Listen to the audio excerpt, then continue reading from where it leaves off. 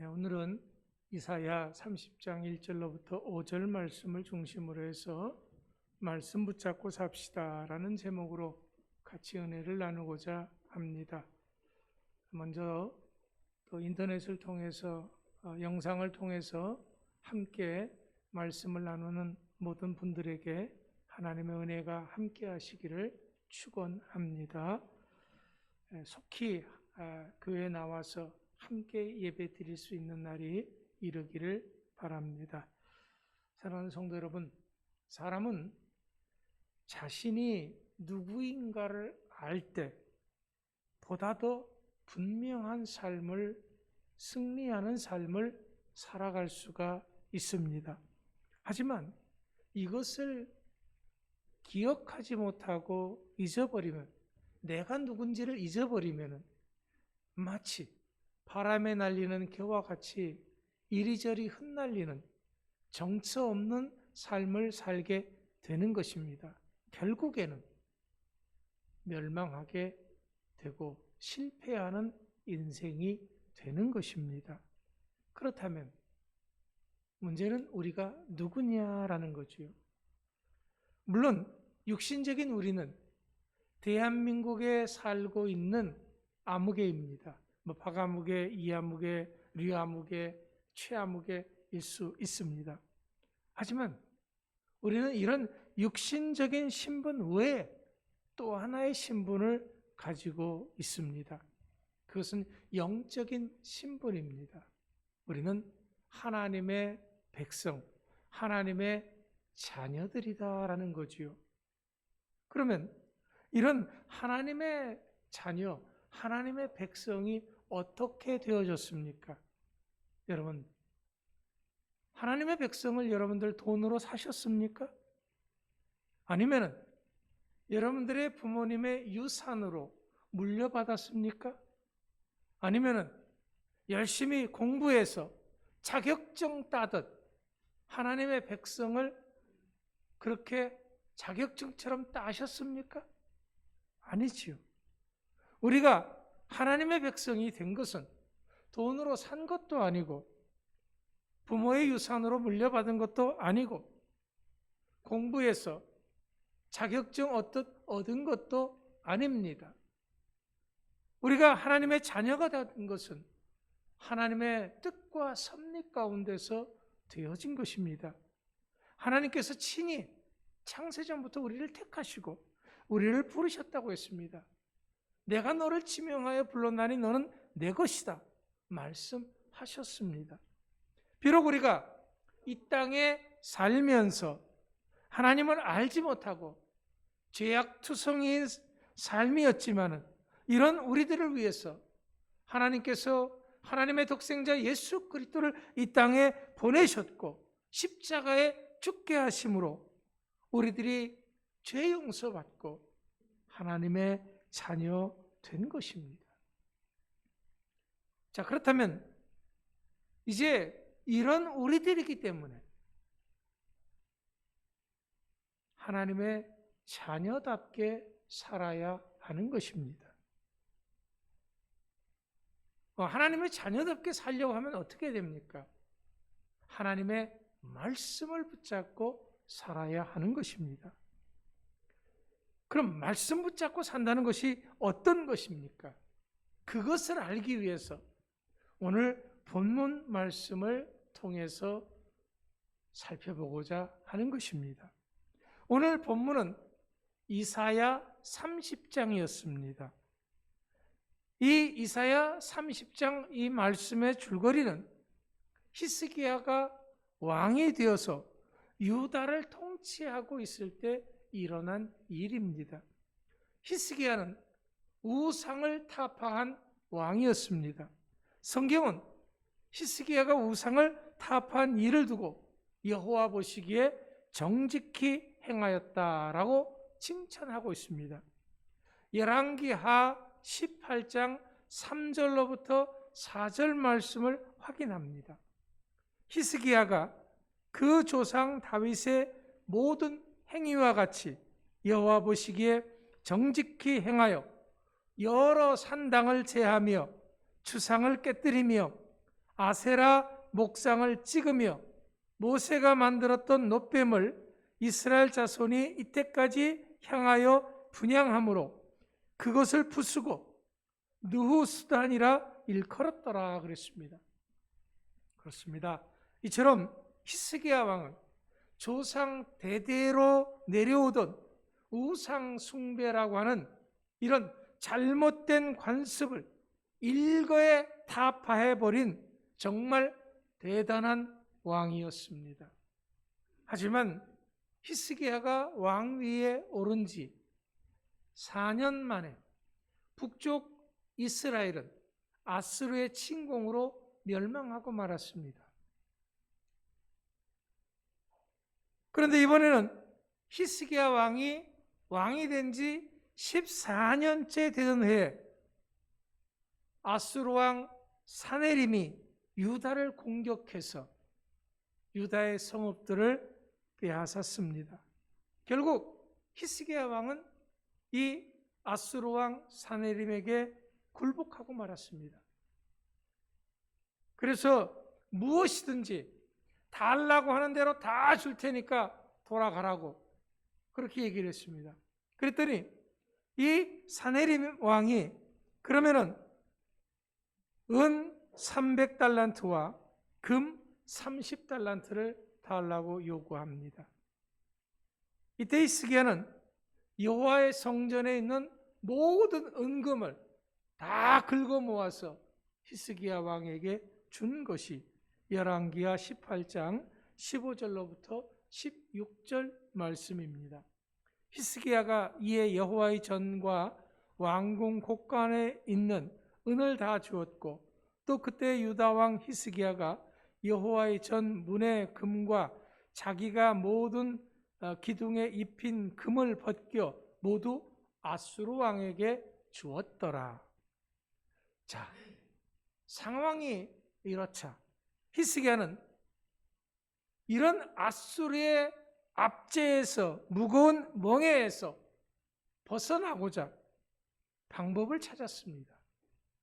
그 방법이 남쪽에 있는 아주 강한 나라였던 애굽과 은밀히 동맹을 맺는 것이었습니다. 즉 애굽의 도움을 청하는 거였죠. 그래서 아수르를 대항하자라고 했던 것입니다. 이것이 본문 1절 말씀에 애굽의 그늘이라는 말이 바로 이것을 두고 하는 말입니다. 왕으로서 이 국가적인 난국, 어려움을 타파할 해결 방법을 찾는 것은 어쩌면 당연한 일이죠. 물론 그래야죠. 왕이 나라가 어려운데도 가만히 앉아있으면 그것은 자기 할 일을 안 하는 겁니다. 하지만 하나님께서는 유다의 통치자였던 히스기야의 이런 행동에 대해서 애굽과 언약을 맺는 그런 행동에 대해서 아주 무서운 진노를 나타내셨습니다. 그 이유가 무엇입니까? 그것은 하나님의 백성이 하나님의 말씀을 붙잡지 않았기 때문에 그런 겁니다. 세상에 다른 권세를 의지했기 때문이다라는 거죠. 그것도 단 한마디도 하나님께 묻지도 않고 행한 행동이었기 때문에 하나님께서 아주 무서운 진노를 나타내신 것입니다. 하나님께서는 이런 행동을 한 히스기야 왕과 그 백성들을 가리켜서 패역한 자식들이다라고 말합니다. 이것은 하나님의 존재와 하나님의 능력을 알면서도 하나님을 무시하고 배반한 행동이었다라는 거지요. 이것이 오늘 본문 말씀의 배경인 것입니다. 그렇다면 이제 문제는요. 도대체 왜 수천 년 전, 2700년 전에 일어났던 이런 일이 오늘을 살아가는 우리와 무슨 관계가 있느냐라는 거죠. 성경 말씀은 분명히 오늘 나와 내 삶에 영향이 있어야 되는 거죠. 나와 관계가 있어야 되는 겁니다. 그런데 2700년 전에 저 이스라엘에서 일어났던 이 일이 나와 무슨 관계가 있느냐라는 거죠. 그 해답이 예수님 말씀에서 찾을 수 있습니다. 요한복음 6장 63절 말씀에 보면 이런 말씀이 있습니다. 살리는 것은 영이니 영은 육은 무익하니라.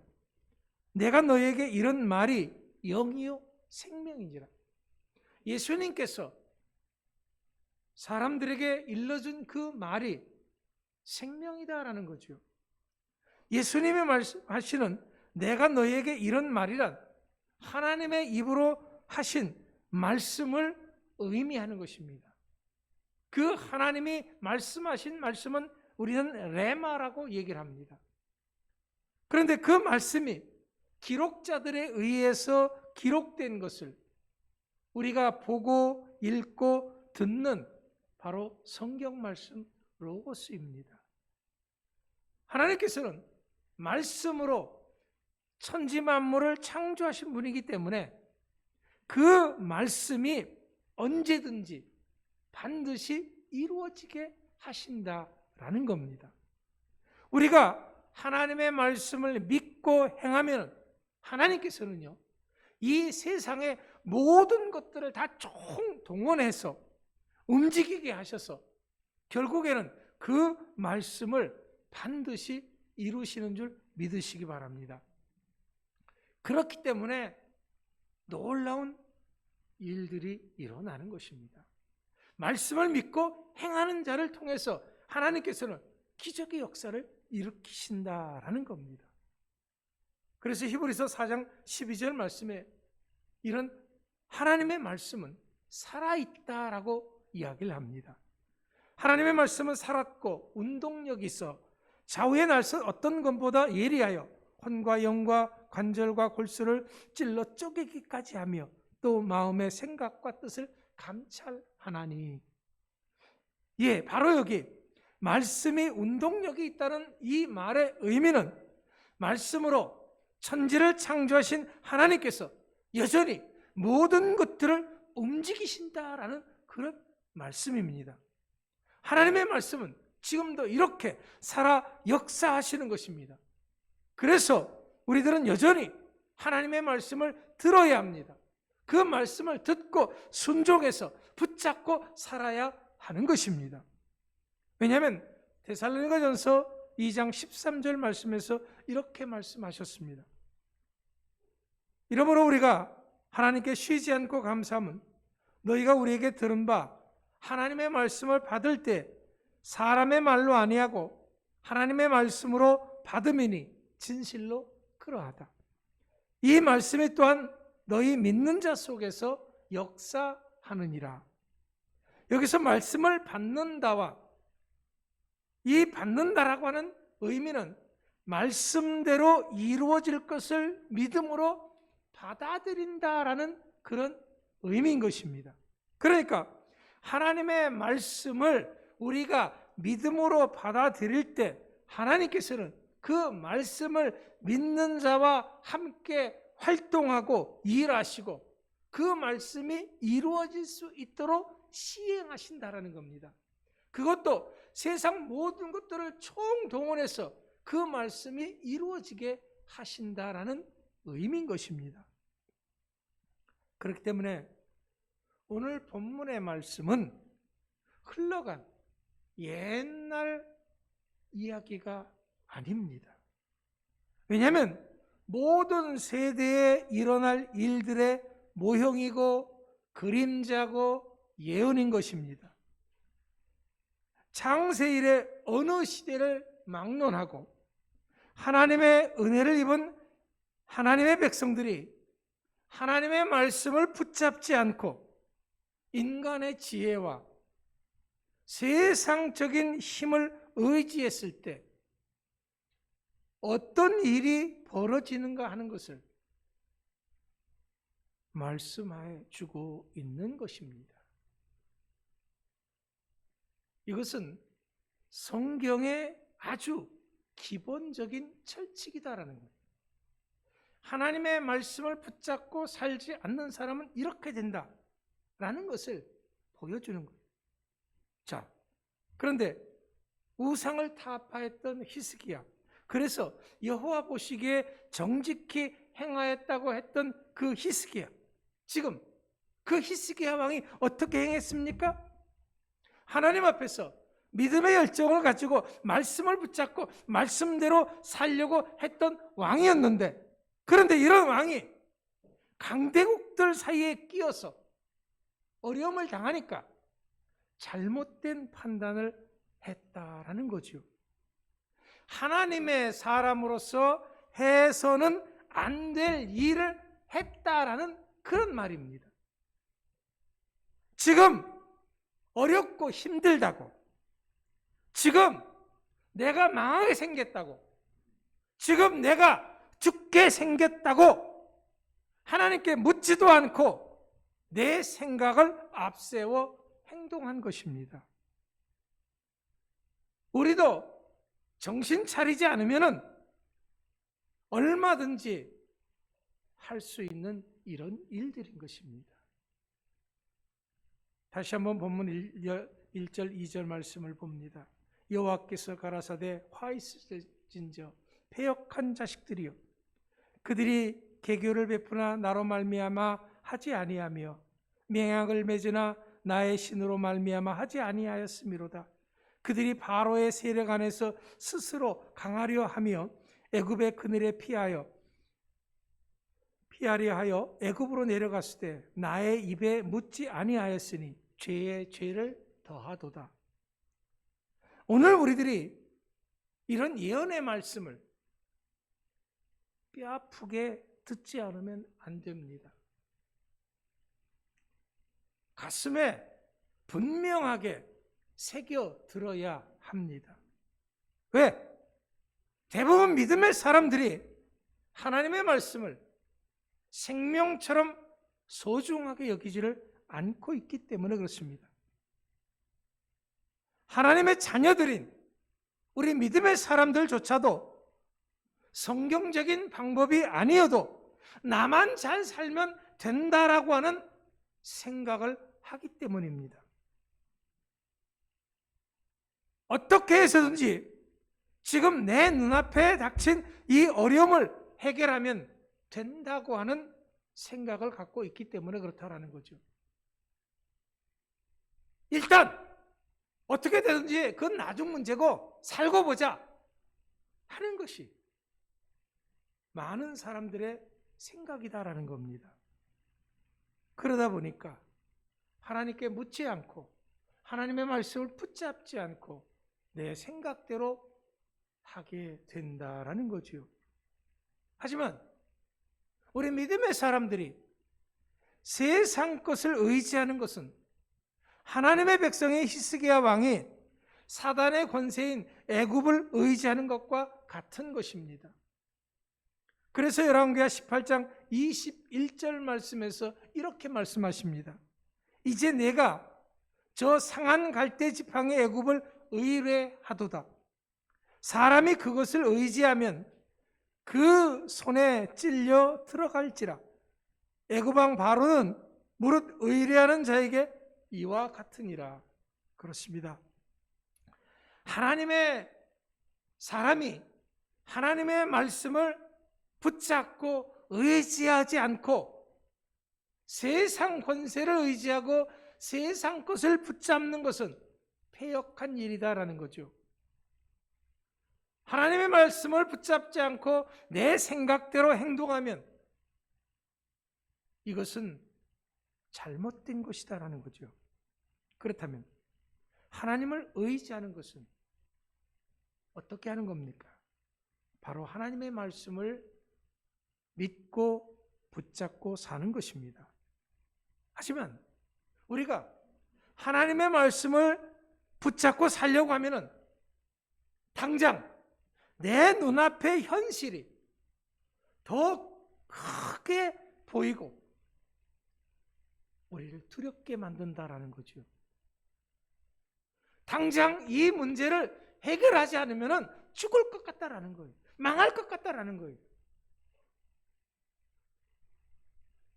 어떡하나. 하나님께서는 이럴 때 딱 뭐라고 말씀하시면 좋은데 하나님은 아무 소리 안 하시고 우리들 보고 어떻게 하라고요 하는 그런 상황이 펼쳐진다라는 거죠. 그래서 어떻게 해야 됩니까? 그래서 기도해야 되는 겁니다. 본문 1절 말씀에서 하신 것처럼 히스기야 왕은 기도하지 않았습니다. 하나님께 묻지 않고 애굽으로 쭈르륵 달려갔던 겁니다. 이것이 바로 죄에 죄를 더하는 것이다라는 거죠.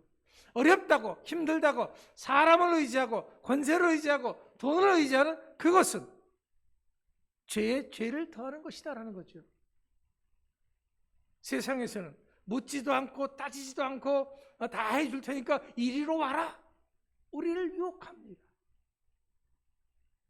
그러나 성경은 기도하지 않고 믿음으로 하지 않는 그런 것들은 죄다라고 분명하게 말씀하십니다. 다시 본문을 봅니다. 그들이 바로의 세력 안에서 스스로 강하려 하며 애굽의 그늘에 피하려 하여 애굽으로 내려갔을 때 나의 입에 묻지 아니하였으니 죄의 죄를 더하도다. 그렇기 때문에 이 말씀은 전적으로 하나님을 의지해야 된다라는 그런 말씀입니다. 하나님의 말씀을 붙잡고 살아야 된다라는 거지요. 오늘 본문 말씀은 하나님께서 다른 사람이 아닌 바로 오늘날 하나님의 백성인 우리들이 이런 죄를 범하게 될 것을 예언하신 것입니다. 하지만 중요한 것은요, 마지막에는 내가 어렵고 힘들어서 의지했던 그것, 내가 하나님께 묻지 않고 기도하지 않고 행동했던 그것이 나중에 가시가 된다라는 겁니다. 본문 3절 말씀을 봅니다. 그러므로 바로의 세력이 너희의 수치가 되며 애굽의 그늘의 피함이 너희의 수욕이 될 것이라. 수욕이 된다라고 하는 말은 켈림 말하는 이 말인데 이것은 모욕, 치욕, 수치, 망신이다라는 겁니다. 오늘날 우리 믿음의 사람들이 깊이 생각해야 될 말씀입니다. 우리가 하나님 앞에 묻지 않고 하나님 앞에 기도하지 않고 어렵다고 힘들다고 내가 살아보자고 하나님께 기도하지 않고 행했던 그런 모든 것들 내 생각대로 했을 때 물론 처음에는 잘 되는 것 같고 좋습니다. 하지만 결국엔 그것으로 인해서 수치를 당하게 될 것이고 망신을 당하게 될 것이다 라는 거지요. 그것이 오늘 본문 4절 5절 말씀입니다. 그 방백들이 소안에 있고 그 사신들이 하네스에 이르렀으나 그들이 다 자기를 유익하게 못하는 민족을 인하여 수치를 당하리니 그 민족이 돕지도 못하며 유익하게도 못하고 수치가 되게 하며 수욕이 되게 할 뿐임이니라. 유다의 백성들이 애굽의 성읍인 소안에 가 있고 사신들이 역시 애굽의 성읍인 하네스에 가서 통사정을 해도 더 치욕적인 일을 만나게 될 뿐이다라는 거죠. 네, 그렇습니다. 애굽을 의지해서 아수르를 대항해서 이 난국을 해쳐보려고 아수르 왕은 했지만 오히려 애굽도 망하고 아무런 도움이 못 됩니다. 오히려 애굽 때문에 어려움을 당합니다. 여러분, 우리 믿음의 사람들은 자기의 목적을 이루기 위해서 사는 사람들이 아닙니다. 오직 하늘의 소망을 두고 살아야 하는 사람들입니다. 그래서 바울은 빌립보서 3장 12절 말씀에서 이렇게 말씀하십니다. 내가 이미 얻었다 함도 아니요 온전히 이루었다 함도 아니라 오직 내가 그리스도 예수께 잡힌 바 된 그것을 잡으려고 쫓아가노라. 사랑하는 성도 여러분, 지금 우리의 눈에는 비록 아무것도 안 보이더라도 우리는 하나님의 말씀을 믿고 붙잡고 나가야 합니다.